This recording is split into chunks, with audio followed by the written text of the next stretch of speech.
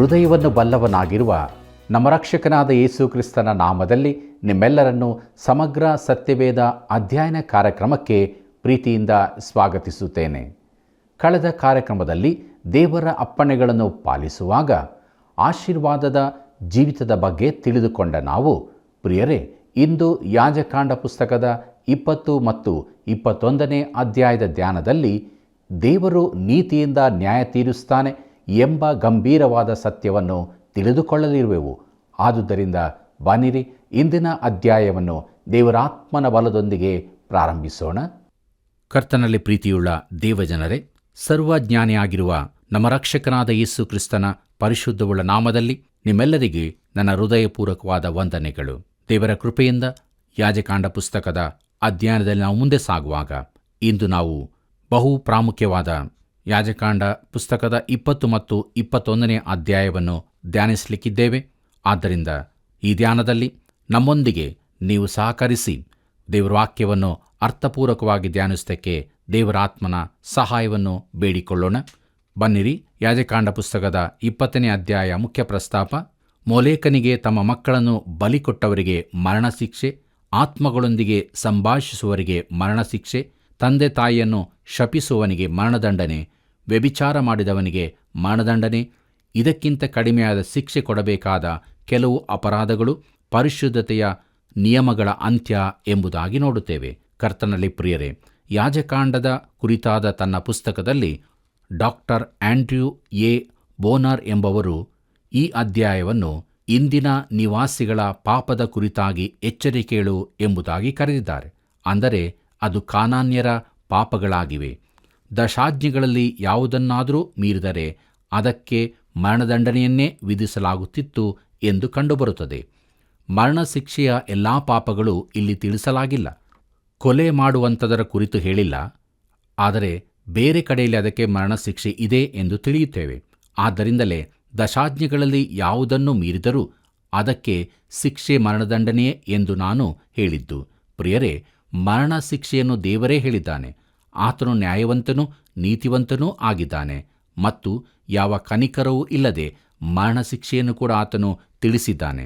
ಕರ್ತನಲ್ಲಿ ನನ್ನ ಪ್ರಿಯ ಸ್ನೇಹಿತನೇ, ನೀನು ಒಂದು ವೇಳೆ ಮರಣದಂಡನೆಗೆ ವಿರೋಧವಾಗಿರುವುದಾದರೆ ನಾನು ಒಂದು ಪ್ರಶ್ನೆ ಕೇಳುತ್ತೇನೆ. ನೀನು ದೇವರಿಗಿಂತ ಒಳ್ಳೆಯವನೆಂದು ಭಾವಿಸುತ್ತೀಯಾ? ದೇವರು ಮರಣದಂಡನೆ ಮಾಡಿದ್ದಕ್ಕೆ ಪಶ್ಚಾತ್ತಾಪ ಪಡಲಿಲ್ಲ. ಆತನ ಮಾತನ್ನು ಕೇಳಿರಿ. ಅರಣ್ಯಕಾಂಡ ಪುಸ್ತಕ 35ನೇ ಅಧ್ಯಾಯ 33ನೇ ವಚನ ಹೀಗೆ ಹೇಳುತ್ತದೆ: ನೀವು ಹೀಗೆ ನಡೆದುಕೊಂಡರೆ ನಿಮ್ಮ ದೇಶವು ಅಪವಿತ್ರವಾಗುವುದಿಲ್ಲ. ರಕ್ತವು ದೇಶವನ್ನು ಅಪವಿತ್ರ ಮಾಡುವುದಷ್ಟೇ. ಕೊಳ್ಳಲ್ಪಟ್ಟವನ ರಕ್ತಕ್ಕಾಗಿ ಕೊಂದವನ ರಕ್ತದಿಂದಲೇ ಹೊರತು ಬೇರೆ ಪ್ರಾಯಶ್ಚಿತ್ತವಿಲ್ಲ ಎಂಬುದಾಗಿ.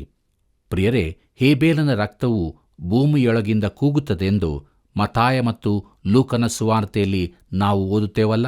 ಆಧುನಿಕ ಮಾನವನು ಮೃದು ಸ್ವಭಾವದವನು ಎಂಬುದಾಗಿ ಬಿಂಬಿಸುವುದಕ್ಕಾಗಿ ಈ ಜ್ಞಾನೋದಯದ ಯುಗದ ಹೆಸರಿನಲ್ಲಿ ಮರಣಶಿಕ್ಷೆಯನ್ನು ತೆಗೆದುಹಾಕಿದೆ.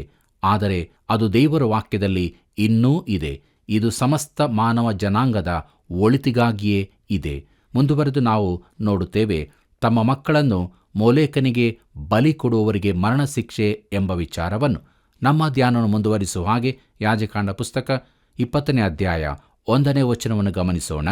ಅಲ್ಲಿ ಹೀಗೆ ಬರೆದದೆ: ಯೆಹೋವನು ಮೋಶೆಗೆ ಹೇಳಿದ್ದೇನೆಂದರೆ ಎಂಬುದಾಗಿ.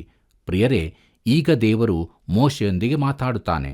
ಅವರಿಗೆ ಧರ್ಮಶಾಸ್ತ್ರ ಕೊಟ್ಟವನೊಂದಿಗೆ ದೇವರು ಮಾತಾಡುತ್ತಾನೆ. ಯಾಕೆಂದರೆ ಇದು ಶಿಕ್ಷೆಗಳ ವಿಚಾರವಾದದ್ದು. ಪೌಲನು ಹೇಳುತ್ತಾನೆ, ನಮ್ಮ ಮೇಲೆ ಅಧಿಕಾರ ನಡೆಸುವವರು ಖಡ್ಗವನ್ನು ಸುಮ್ಮನೆ ಧರಿಸುವುದಿಲ್ಲ, ಅವರು ಅದನ್ನು ಉಪಯೋಗಿಸಬೇಕಾಗುತ್ತದೆ ಎಂಬುದಾಗಿ. ಇದನ್ನು ನಾವು ರೋಮಾಪುರದವರಿಗೆ ಬರೆದ ಪತ್ರಿಕೆ 13ನೇ ಅಧ್ಯಾಯದಲ್ಲಿ ನೋಡುತ್ತೇವೆ. ಮುಂದುವರೆದು ನಮ್ಮ ಧ್ಯಾನದಲ್ಲಿ ಯಾಜಕಾಂಡ ಪುಸ್ತಕ 20ನೇ ಅಧ್ಯಾಯ 2ನೇ ವಚನವನ್ನು ನೋಡೋಣ.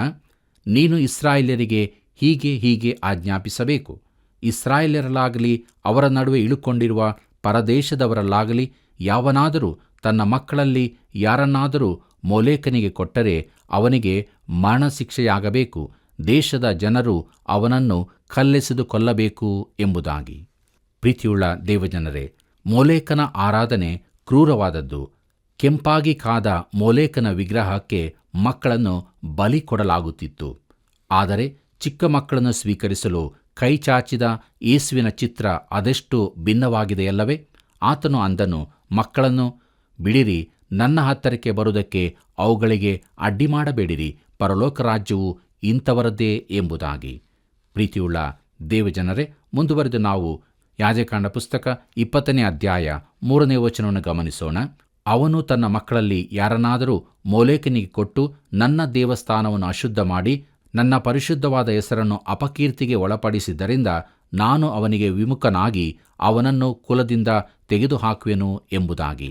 ಪ್ರೀತಿಯುಳ್ಳ ದೇವಜನರೇ, ನಾನು ಅವನಿಗೆ ವಿಮುಖನಾಗಿ ಎಂಬ ಕಠಿಣವಾದ ಮಾತನ್ನು ನೋಡುತ್ತೇವೆ. ಅದು ಅಂಥ ಕ್ಷಮಿಸಲಾಗದ ಪಾಪವೋ ನನಗೆ ಗೊತ್ತಿಲ್ಲ, ಆದರೆ ಶಿಕ್ಷೆಯು ಕಠಿಣ ಭಾಷೆಯಲ್ಲಿ ತಿಳಿಸಲಾಗಿದೆ.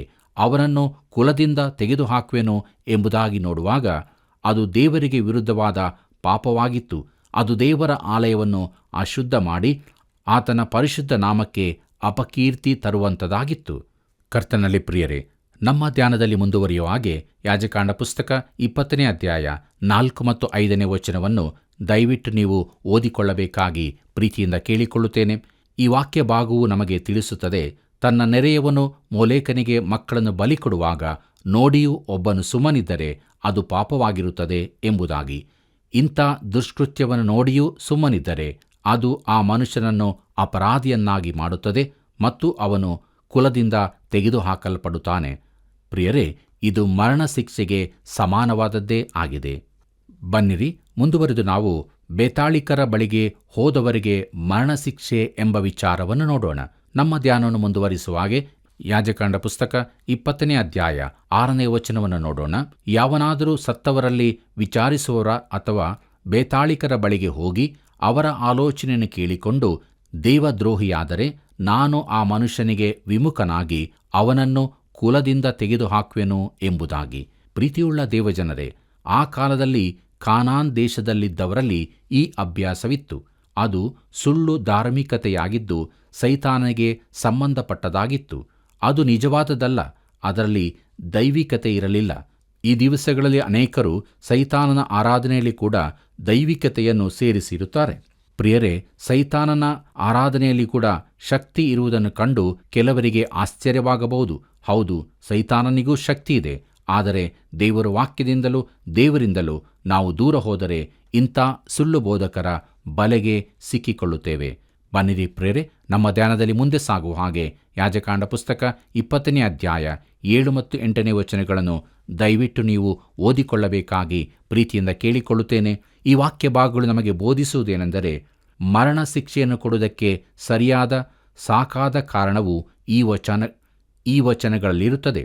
ಜನರು ದೇವರಿಗೆ ಸೇರಿದವರಾಗಿರುವುದರಿಂದ ಅವರು ಪರಿಶುದ್ಧರಾಗಿರತಕ್ಕದ್ದು, ಯಾಕಂದರೆ ಆತನು ಪರಿಶುದ್ಧನಾದ ದೇವರಾಗಿದ್ದಾನೆ. ಈ ವಾಕ್ಯಗಳೇ ಬರೆಯಲ್ಪಟ್ಟಂಥ ಅಸಹ್ಯ ಕಾರ್ಯಗಳನ್ನು ಆಚರಿಸುವುದೆಂದರೆ ದೇವರಿಂದ ಸೈತಾನನ ಕಡೆಗೆ ತಿರುಗಿದ ಹಾಗೆ ಅದು ಆತ್ಮಿಕ ವ್ಯಭಿಚಾರವೂ ದಂಗೆಯೂ ಆಗಿರುತ್ತದೆ. ಮುಂದುವರೆದು ನಾವು ನೋಡುತ್ತೇವೆ, ತಂದೆ ತಾಯಿಗಳನ್ನು ಕ್ಷಪಿಸಿದವನಿಗೆ ಮರಣಶಿಕ್ಷೆ ಎಂಬ ವಿಚಾರವನ್ನು. ನಮ್ಮ ಧ್ಯಾನ ಮುಂದುವರಿಸುವ ಹಾಗೆ ಯಾಜಕಾಂಡ ಪುಸ್ತಕ 20ನೇ ಅಧ್ಯಾಯ 9ನೇ ವಚನವನ್ನು ಗಮನಿಸೋಣ. ಅಲ್ಲಿ ಹೀಗೆ ನೋಡುತ್ತೇವೆ, ತಂದೆಯನ್ನಾಗಲಿ ತಾಯಿಯನ್ನಾಗಲಿ ದೂಷಿಸುವವನಿಗೆ ಮರಣಶಿಕ್ಷೆಯಾಗಬೇಕು. ತಂದೆ ತಾಯಿಗಳನ್ನು ದೂಷಿಸುವುದರಿಂದ ಅವನಿಗೆ ಸಂಭವಿಸಿದ ಮರಣಶಿಕ್ಷೆಗೆ ಅವನೇ ಕಾರಣನು ಎಂಬುದಾಗಿ.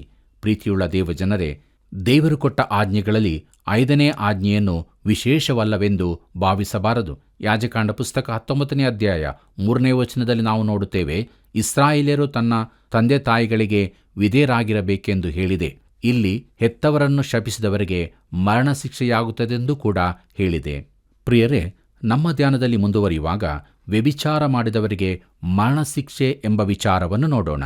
ಧ್ಯಾನವನ್ನು ಮುಂದುವರಿಸುವ ಹಾಗೆ ಯಾಜಕಾಂಡ ಪುಸ್ತಕ 20ನೇ ಅಧ್ಯಾಯ 10ನೇ ವಚನದಿಂದ 16ನೇ ವಚನದವರೆಗೆ ಕೂಡ ನೀವು ದಯವಿಟ್ಟು ಓದಿಕೊಳ್ಳಬೇಕಾಗಿ ಕೇಳಿಕೊಳ್ಳುತ್ತೇನೆ. ಕರ್ತನಲ್ಲಿ ಪ್ರಿಯರೇ, ಈ ಇಡೀ ಭಾಗದಲ್ಲಿ ನೆನೆಸಲಾಗದ ಹೇಳಲಾಗದ ಪಾಪಕೃತ್ಯಗಳ ಕುರಿತು ಹೇಳಿಯದೆ. ಯಾವುದೇ ರೀತಿಯ ವ್ಯಭಿಚಾರವಾದರೂ ಅದಕ್ಕೆ ಮರಣಶಿಕ್ಷೆಯೇ ಹೇಳಲ್ಪಟ್ಟಿದೆ. ಈಗಿನ ಕಾಲದ ನೈತಿಕ ಅರ್ಧಪತನಗಳಿಗೆ ಇದು ಎಚ್ಚರಿಕೆಯ ಮಾತಾಗಿದೆ. ಇಂಥ ಪಾಪಗಳಿಗಾಗಿ ಸೊದೋಮ್ ಗೊಮೋರಗಳ ಮೇಲೆ ಬೆಂಕಿ ಗಂಧಕಗಳು ಸುರಿಯಲ್ಪಟ್ಟವು ಎಂಬುದಾಗಿ ದೇವರು ತನ್ನ ವಾಕ್ಯದಲ್ಲಿ ಮೊದಲೇ ಎಚ್ಚರಿಸಿದ್ದಾನೆ. ಪ್ರೀತಿಯುಳ್ಳ ದೇವಜನರೇ, ಈ ಪಾಪಗಳ ಅನೈತಿಕತೆಗೆ ಹೊರತಾಗಿಯೂ ಅದಕ್ಕಿರುವ ಕಠಿಣ ಶಿಕ್ಷೆಯ ಹೊರತಾಗಿಯೂ ತನ್ನ ಬಳಿಗೆ ಬರುವವನ್ನು ರಕ್ಷಿಸಲು ಕರ್ತನು ಸಿದ್ಧನಾಗಿರುತ್ತಾನೆ. ಆ ಪಾಪ ಹಾಗೂ ಅದನ್ನು ಮಾಡಿದವರ ನಡುವೆ ತನ್ನ ಪ್ರಾಯಶ್ಚಿತ್ತಾತ್ಮಕ ಮರಣವನ್ನು ತರುತ್ತಾನೆ. ಈ ಪ್ರಾಯಶ್ಚಿತ್ತಾತ್ಮಕ ಮರಣವು ಪಾಪ ಪರಿಹಾರಕ್ಕಾಗಿ ಆತನ ಬಳಿಗೆ ಬರುವವರಿಗೆ ಪಾಪ ಕ್ಷಮೆಯನ್ನು ನೀಡುತ್ತದೆ. ದೇವರಿಗೆ ಮಹಿಮೆಯಾಗಲಿ. ಮುಂದುವರೆದು ನಮ್ಮ ಧ್ಯಾನದಲ್ಲಿ ಕಡಿಮೆ ಶಿಕ್ಷೆಗೆ ಯೋಗ್ಯವಾದ ಕೆಲವು ಅಪರಾಧಗಳು ಎಂಬ ಬಗ್ಗೆ ನೋಡೋಣ.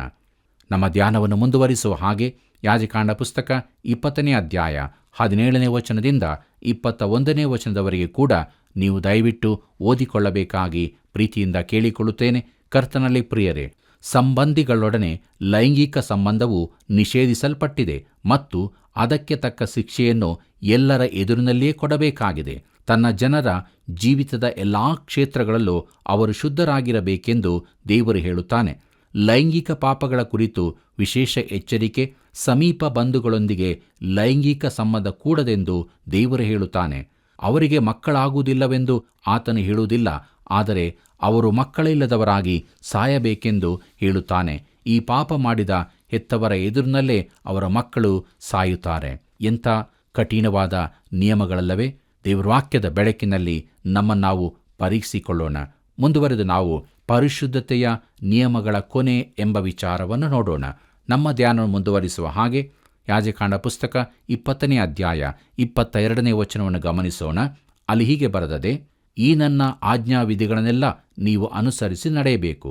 ಹಾಗೆ ನಡೆದರೆ ನಾನು ನಿಮ್ಮನ್ನು ಯಾವ ದೇಶಕ್ಕೆ ಬರಮಾಡಿ ಅದನ್ನು ನಿವಾಸಕ್ಕಾಗಿ ಕೊಡುತ್ತೇನೋ ಆ ದೇಶವು ನಿಮ್ಮನ್ನು ಕಾರಿ ಬಿಡುವುದಿಲ್ಲ ಎಂಬುದಾಗಿ. ಪ್ರೀತಿಯುಳ್ಳ ದೇವಜನರೇ, ಈ ಭಯಂಕರ ಪಾಪಗಳನ್ನು ಮಾಡಿದ್ದ ಕಾನಾನ್ಯರನ್ನು ದೇವರು ಅವರ ದೇಶದಿಂದ ಹೊರಡಿಸಿಬಿಟ್ಟನು. ಇಸ್ರಾಯೇಲ್ಯರು ಅವುಗಳನ್ನು ಮಾಡಿದರೆ ಅವರನ್ನೂ ದೇಶದಿಂದ ಹೊರಹಾಕುತ್ತೇನೆಂಬ ಎಚ್ಚರಿಕೆಯನ್ನು ಅವರಿಗೆ ನೀಡುತ್ತಾನೆ. ದೇವರು ಪಕ್ಷಪಾತ ಮಾಡುವವನಲ್ಲ. ಪ್ರೀತಿಯುಳ್ಳ ದೇವಜನರೇ, ನಮ್ಮ ಧ್ಯಾನವನ್ನು ಮುಂದುವರಿಸುವ ಹಾಗೆ ಯಾಜಕಾಂಡ ಪುಸ್ತಕ 20ನೇ ಅಧ್ಯಾಯ 23 ಮತ್ತು 24ನೇ ವಚನ ಕೂಡ ನೀವು ಓದಿಕೊಳ್ಳಬೇಕಾಗಿ ಪ್ರೀತಿಯಿಂದ ಕೇಳಿಕೊಳ್ಳುತ್ತೇನೆ. ಈ ವಾಕ್ಯ ಭಾಗಗಳ ಮುಖ್ಯಾಂಶಗಳೇನೆಂದರೆ, ಪ್ಯಾಲೆಸ್ತೇನ್ನಲ್ಲಿದ್ದ ಕೆಲವು ಜನಾಂಗಗಳನ್ನು ದೇವರು ನಾಶಪಡಿಸಿದ್ದರ ಕಾರಣ ಇಲ್ಲಿದೆ. ಅವರು ಪಾಪಗಳ ಕಾರಣಗಳಿಂದಾಗಿ ರೋಗಗಳಿಗೆ ತುತ್ತಾದರು. ಅಲ್ಲಿ ಲೈಂಗಿಕ ರೋಗಗಳು ಸಾಂಕ್ರಾಮಿಕ ರೋಗದಂತೆ ಹರಡಿದ್ದಿರಬಹುದು, ಆದರೆ ದೇವರು ತನ್ನ ಜನರನ್ನು ಇಂಥ ಜನರಿಂದ ಪ್ರತ್ಯೇಕಿಸಿದನು. ಕರ್ತನಲ್ಲಿ ಪ್ರೀತಿಯುಳ್ಳ ದೇವಜನರೇ, ಮುಂದುವರೆದು ನಮ್ಮ ಧ್ಯಾನದಲ್ಲಿ ಯಾಜಕಾಂಡ ಪುಸ್ತಕ 20ನೇ ಅಧ್ಯಾಯ 25 ಮತ್ತು 26ನೇ ವಚನವನ್ನು ಗಮನಿಸೋಣ. ಅಲ್ಲಿ ಹೀಗೆ ಬರೆದದೆ, ನೀವು ಶುದ್ಧಾಶುದ್ಧ ಜಂತುಗಳನ್ನು ಪಕ್ಷಿಗಳನ್ನು ವಿವೇಚನೆ ಮಾಡಿ ನಾನು ಅಶುದ್ಧವೆಂದು ನಿರ್ಣಯಿಸಿರುವ ಯಾವ ಪಶು ಪಕ್ಷಿ ಕ್ರಿಮಿಕೀಟಗಳಿಂದಲೂ ನಿಮ್ಮನ್ನು ಹೇಯ ಮಾಡಿಕೊಳ್ಳಬಾರದು.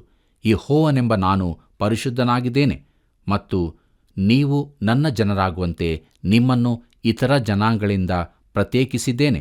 ಆದ್ದರಿಂದ ನೀವು ನನಗೆ ಮೀಸಲಾಗಿರಬೇಕು ಎಂಬುದಾಗಿ. ಪ್ರೀತಿಯುಳ್ಳ ದೇವಜನರೇ, ನಮಗೂ ನಮ್ಮ ದೇಶಕ್ಕೂ ಈ ವಾಕ್ಯ ಭಾಗವು ಒಂದು ಪಾಠವಾಗಬೇಕು. ದೇವರು ಉನ್ನತನೂ ಪರಿಶುದ್ಧನೂ ಆಗಿದ್ದಾನೆ. ಆತನಿಗೆ ಪರಿಶುದ್ಧತೆ ಬೇಕು. ಯಾಜಕಾಂಡದಲ್ಲಿನ ಮುಖ್ಯಾಂಶ ಇದೇ ಆಗಿದೆ. ದೇವರಿಗೆ ಮಹಿಮೆಯಾಗಲಿ. ಆತನ ಕೃಪೆಯಿಂದ ಯಾಜಕಾಂಡ ಪುಸ್ತಕದ 20ನೇ ಅಧ್ಯಾಯದ ಧ್ಯಾನವನ್ನು ನಾವು ಮಾಡಿ ಮುಗಿಸಿದೆವು. ಮುಂದುವರೆದು ನಾವು 21ನೇ ಅಧ್ಯಾಯದ ಧ್ಯಾನವನ್ನು ಪ್ರಾರಂಭಿಸೋಣ. ಈ ಅಧ್ಯಾಯದ ಮುಖ್ಯ ಪ್ರಸ್ತಾಪ ಮಾನವ ಸಂಬಂಧ ಹಾಗೂ ಸ್ನೇಹಗಳಲ್ಲಿ ಯಾಜಕತ್ವವನ್ನು ಕುಲುಷಿತಗೊಳಿಸುವ ವಿಚಾರ, ಯಾಜಕೋದ್ಯೋಗಕ್ಕೆ ಅನರ್ಹತೆಗಳು ಎಂಬುದಾಗಿ. ಪ್ರಿಯರೇ, ಯಾಜಕಾಂಡ ಪುಸ್ತಕದ 11ನೇ ಅಧ್ಯಾಯದಿಂದ ತೊಡಗಿ 20ನೇ ಅಧ್ಯಾಯದವರೆಗೆ ಜನರಿಗೆ ಕೊಡಲ್ಪಟ್ಟ ಧರ್ಮಶಾಸ್ತ್ರ ನಿಯಮಗಳ ಕುರಿತಾಗಿ ನೋಡಿದೆವು. ಈಗ ಯಾಜಕರ ವೈಯಕ್ತಿಕ ಶುದ್ಧತೆಯ ಕುರಿತಾದ ನಿಯಮಗಳನ್ನು ನೋಡುತ್ತೇವೆ. 21 ಮತ್ತು 22ನೇ ಅಧ್ಯಾಯಗಳಲ್ಲಿ ಇದು ಇರುತ್ತದೆ. ಕೆಲವು ಸಂಗತಿಗಳು ಪುನರುಚ್ಚರಿಸಲ್ಪಟ್ಟಿರುತ್ತದೆ. ಇಡೀ ಜನಾಂಗವೇ ಯಾಜಕ ವರ್ಗವಾಗಿರಬೇಕೆಂಬುದು ದೇವರ ಮೂಲ ಉದ್ದೇಶವಾಗಿತ್ತು. ಬನ್ನಿರಿ, ನಮ್ಮ ಧ್ಯಾನವನ್ನು ಮುಂದುವರಿಸುವ ಹಾಗೆ ಯಾಜಕಾಂಡ ಪುಸ್ತಕ 21ನೇ ಅಧ್ಯಾಯ ಮೊದಲಿನ 3 ವಚನಗಳನ್ನು ಗಮನಿಸೋಣ.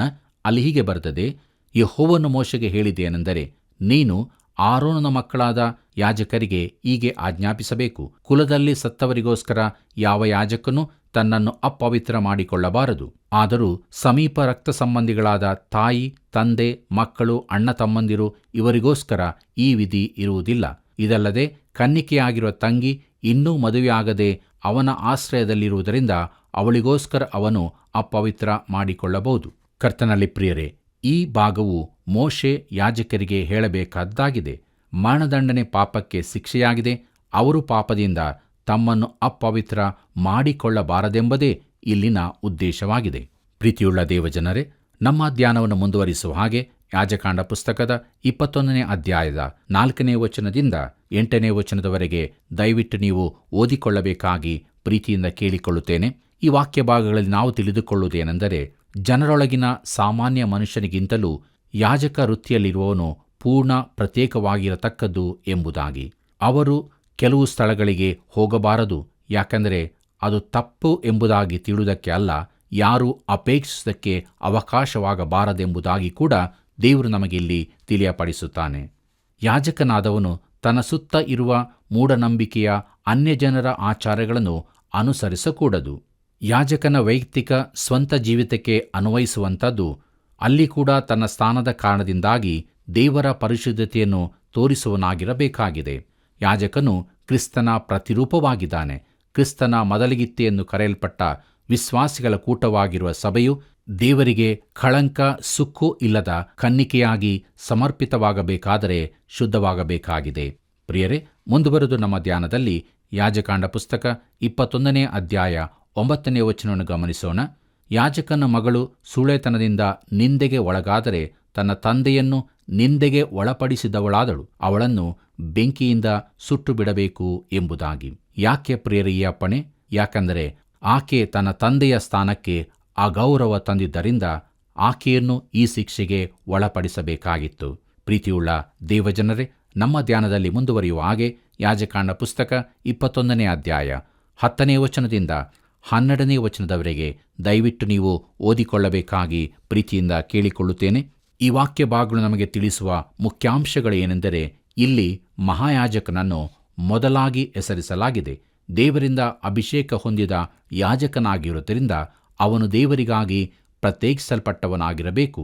ಕರ್ತನಿಗಾಗಿ ಪರಿಶುದ್ಧತೆ ಎಂಬ ಬರಹವಿರುವ ಅವನು ಯಾರು, ಯಾರವನು, ಯಾರ ಸೇವೆ ಮಾಡುವನು ಎಂಬುದನ್ನು ಸತತವಾಗಿ ನೆನಪಿಗೆ ತರುವ ಕಿರೀಟವನ್ನು ಅವನು ಧರಿಸಬೇಕು. ತನ್ನ ಪವಿತ್ರ ಪೋಷಾಕುಗಳನ್ನವನು ಅರಿದುಕೊಳ್ಳಕೂಡದು. ಪ್ರೀತಿಯುಳ್ಳ ದೇವಜನರೇ, ಕರ್ತನಾದ ಯೇಸು ಕ್ರಿಸ್ತನ ಮೇಲೆ ಅಭಿಷೇಕ ತೈಲ ಹೊಯ್ಯಲ್ಪಟ್ಟಿದ್ದು ಆತನ ಮರಣದ ತನಕ ವಿಧೇಯನಾಗಿ ತಂದೆಯ ಚಿತ್ತವನ್ನು ನೆರವೇರಿಸಿದನು ಎಂಬುದನ್ನು ಸೂಚಿಸುತ್ತದೆ. ಆತನ ಹಿಂಬಾಲಕರು ಕೂಡ ಅಷ್ಟೇ ಪ್ರತಿಷ್ಠಿತರಾಗಿರಬೇಕೆಂದು ಆತನು ಬಯಸುತ್ತಾನೆ. ಕರ್ತನಲ್ಲಿ ಪ್ರಿಯರೇ, ಮುಂದುವರೆದು ನಾವು ಯಾಜಕಾಂಡ ಪುಸ್ತಕ 21ನೇ ಅಧ್ಯಾಯ 13ನೇ ವಚನದಿಂದ 15ನೇ ವಚನವನ್ನು ಗಮನಿಸುವಾಗ, ಯಾಜಕನ ಪವಿತ್ರ ಸ್ಥಾನಕ್ಕೆ ತಕ್ಕಂತೆ ಅವನ ಪತ್ನಿಯೂ ಇರತಕ್ಕದ್ದು. ಅವನು ಒಬ್ಬ ಸೂಳೆಯನ್ನಾಗಲಿ ಮಾನ ಕಳಕೊಂಡವನನ್ನಾಗಲಿ ವಿಚ್ಛೇದನ ಹೊಂದಿದವಳನ್ನಾಗಲಿ ವಿವಾಹವಾಗಕೂಡದು ಎಂಬ ಎಚ್ಚರಿಕೆಯೂ ಕೂಡ ಕೊಡಲ್ಪಟ್ಟಿದೆ. ಮುಂದುವರೆದು ನಾವು ನೋಡುತ್ತೇವೆ, ಯಾಜಕೋದ್ಯೋಗಕ್ಕೆ ಅನರ್ಹರಾಗುವುದು ಎಂಬುದಾಗಿ. ಪ್ರಿಯರೇ, ನಮ್ಮ ಧ್ಯಾನವನ್ನು ಮುಂದುವರಿಸುವ ಹಾಗೆ ಯಾಜಕಾಂಡ ಪುಸ್ತಕ 21ನೇ ಅಧ್ಯಾಯ 16ನೇ ವಚನದಿಂದ 21ನೇ ವಚನದವರೆಗೆ ದಯವಿಟ್ಟು ನೀವು ಓದಿಕೊಳ್ಳಬೇಕಾಗಿ ಕೇಳಿಕೊಳ್ಳುತ್ತೇನೆ. ಈ ವಾಕ್ಯ ಭಾಗಗಳು ನಾವು ತಿಳಿದುಕೊಳ್ಳುವುದೇನೆಂದರೆ, ಕಳಂಕವಿರುವ ಯಜ್ಞ ಸಮರ್ಪಿಸಬಾರದೆನ್ನುವ ಹಾಗೆಯೇ ಇಂಥ ಯಾವ ಕುಂದು ಇರುವ ಯಾಜಕನು ಗುಡಾರದಲ್ಲಿ ಸೇವೆ ಮಾಡಲೇಬಾರದು.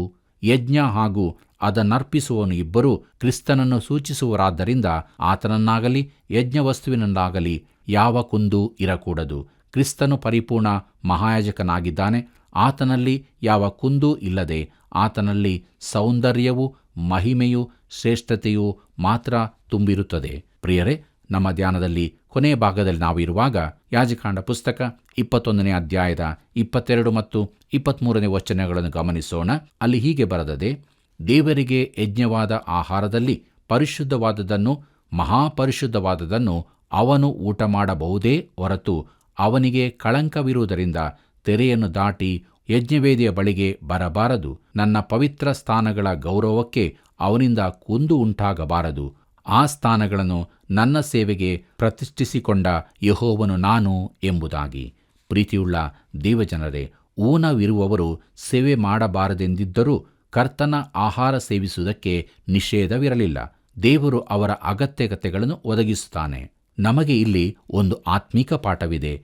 ದೈಹಿಕವಾಗಿ, ನೈತಿಕವಾಗಿ, ಆತ್ಮಿಕವಾಗಿ ಕೊರತೆಗಳುಳ್ಳ ಅನೇಕ ವಿಶ್ವಾಸಿಗಳಿರುತ್ತಾರೆ. ಇದರಿಂದಾಗಿ ಅವರು ಕೆಲವು ಥರದ ಸೇವೆಗಳನ್ನು ಮಾಡುವುದಕ್ಕೆ ಆಗುವುದಿಲ್ಲ. ಆದರೂ ಅವರು ಯಥಾರ್ಥ ದೇವರ ಭಕ್ತರಾಗಿದ್ದು ಎಲ್ಲ ರೀತಿಯಲ್ಲಿಯೂ ವಿಶ್ವಾಸಿಗಳಿಗೆ ಸಿಗತಕ್ಕ ಸೌಲಭ್ಯ, ಜವಾಬ್ದಾರಿಗಳಿಗೆ ಅರ್ಹರಾಗಿರುತ್ತಾರೆ. ಪ್ರೀತಿಯುಳ್ಳ ದೇವಜನರೇ, ಯಾಜಕಾಂಡ ಪುಸ್ತಕದ ಅಧ್ಯಯನದಲ್ಲಿ ಎಷ್ಟೊಂದು ಅರ್ಥಗರ್ಭಿತವಾದ ವಿಚಾರಗಳನ್ನು ನಾವು ಅರಿತುಕೊಂಡೆವಲ್ಲವೇ? ಸಮಯವು ಮಿತಿಯಲ್ಲಿದ್ದರಿಂದ ಎಲ್ಲವನ್ನೂ ನಮಗೆ ಪೂರ್ತಿಯಾಗಿ ಓದಿಕೊಳ್ಳಲು ಆಗದೇ ಇರಬಹುದು. ಆದರೆ ಎಷ್ಟೊಂದು ವಿಚಾರಗಳನ್ನು ದೇವರು ತಿಳಿಸಿದ್ದಾನೆ. ಆತನಿಗೆ ಸ್ತೋತ್ರವಾಗಲಿ. ಕೇಳಿದಂಥ, ಧ್ಯಾನ ಮಾಡಿದಂಥ ವಿಚಾರಗಳಿಗೆ ವಿಧೇಯರಾಗಿ ನಮ್ಮ ಜೀವಿತದಲ್ಲಿ ಮುಂದೆ ಸಾಗೋಣ. ದೇವರ ಆಶೀರ್ವಾದವನ್ನು ಹೊಂದಿಕೊಳ್ಳೋಣ. ಕರ್ತನ ದಿವ್ಯ ಕೃಪೆಯು ಯಾವಾಗಲೂ ನಿಮ್ಮನ್ನು ನಡೆಸಲಿ. ಇಂದಿನ ಅಧ್ಯಯನದಲ್ಲಿ ತನ್ನ ಮಕ್ಕಳು ತಪ್ಪು ಮಾಡಿದಾಗ ದೇವರು ನೀತಿಯಿಂದ ಕಠಿಣವಾದ ಶಿಕ್ಷೆ ನೀಡಲು ಹಿಂಜರಿಯುವುದಿಲ್ಲ ಎಂಬುದಾಗಿಯೂ ತಿಳಿದುಕೊಂಡೆವು. ಕರ್ತನು ತಾನು ಪ್ರೀತಿಸುವವನನ್ನೇ ಶಿಕ್ಷಿಸುತ್ತಾನೆ. ತಾನು ಸೇರಿಸಿಕೊಳ್ಳುವ ಪ್ರತಿಯೊಬ್ಬ ಮಗನನ್ನು ಹೊಡೆಯುತ್ತಾನೆ. ಆದುದರಿಂದ ದೇವರ ಶಿಕ್ಷೆಯನ್ನು ತಾತ್ಸಾರ ಮಾಡದೆ ನಂಬಿಕೆಯಿಂದ ಸಮಾಧಾನದಿಂದ ಜೀವಿಸೋಣ. ಬನ್ನಿರಿ, ಪ್ರಾರ್ಥನೆ ಮಾಡೋಣ. ನಮ್ಮ ರಕ್ಷಕನಾದ ಯೇಸು ಸ್ವಾಮಿಯಲ್ಲಿ ತಂದೆಯಾದ ದೇವರೇ, ನೀನು ಪ್ರೀತಿ ಸ್ವರೂಪನು ಮತ್ತು ನೀತಿಯನ್ನು ಪಾಲಿಸುವಂಥ ದೇವರಾಗಿದ್ದಿ. ನಮ್ಮ ಜೀವಿತದಲ್ಲಿ ಅನುದಿನವೂ ನಿನ್ನನ್ನು ಪ್ರೀತಿಸುತ್ತಾ ಮುಂದೆ ಸಾಗುವಾಗ ನಿನ್ನ ನ್ಯಾಯವನ್ನೇ ನಾವು ಪಾಲಿಸುವುದಕ್ಕೆ ನಿನ್ನ ಆತ್ಮನ ಬಲವನ್ನು ಇನ್ನೆಚ್ಚಾಗಿ ಅನುಗ್ರಹಿಸಿಕೊಡು. ತಂದೆಯಾದ ದೇವರೇ, ಯಾರ್ಯಾರು ಅನ್ಯಾಯವಾಗಿ ತಮ್ಮ ಜೀವಿತದಲ್ಲಿ ನಿನಗೆ ವಿರುದ್ಧವಾಗಿ ಜೀವಿಸುತ್ತಾ ಇದ್ದಾರೋ ಅಂಥವರನ್ನು ಕರುಣಿಸು. ಅವರಲ್ಲಿ ನಿನ್ನ ವಾಕ್ಯಗಳನ್ನು ತುಂಬಿಸು ಸ್ವಾಮಿ. ಅವರು ನಿನ್ನನ್ನು ಕಂಡುಕೊಂಡು ನಿನಗಾಗಿ ಜೀವಿಸುವಂತೆ ಸಹಾಯ ಮಾಡು. ತಂದೆಯಾದ ದೇವರೇ, ಅನಾರೋಗ್ಯದಲ್ಲಿರುವಂಥ ಒಬ್ಬ ನೆನಪು ಮಾಡಿಕೊಳ್ಳುತ್ತೇವೆ. ಅವರ ಜೀವಿತಗಳಲ್ಲಿ ನಿನ್ನ ಸಹಾಯವನ್ನು ಅನುಗ್ರಹಿಸಿಕೊಡು. ಬಿಡುಗಡೆಯನ್ನು, ಆರೋಗ್ಯವನ್ನು ಕೊಟ್ಟು ಬಲಪಡಿಸು. ಯೇಸುವಿನ ನಾಮದಲ್ಲಿ ಬೇಡಿದ್ದೇವೆ ತಂದೆಯೇ, ಆಮೆನ್. ಪ್ರಿಯರೇ, ದೇವರ ವಾಕ್ಯದ ಧ್ಯಾನವು ಹೇಗಿತ್ತು? ನೀವೆಲ್ಲರೂ ಅನೇಕ ರೀತಿಯಲ್ಲಿ ದೇವರ ಆಶೀರ್ವಾದ ಹೊಂದಿಕೊಂಡಿದ್ದೀರಿ ತಾನೆ? ಹೌದು. ಹಾಗಾದರೆ ಇಂದೇ ನಾವು ತಿಳಿಸುವ ಮೊಬೈಲ್ ಸಂಖ್ಯೆಗೆ ಕರೆ ಮಾಡಿರಿ. ಈ ಸೇವೆಯನ್ನು ಬೆಂಬಲಿಸಿರಿ. ತಿರುಗಿ ಭೇಟಿಯಾಗೋಣ. ವಂದನೆಗಳು.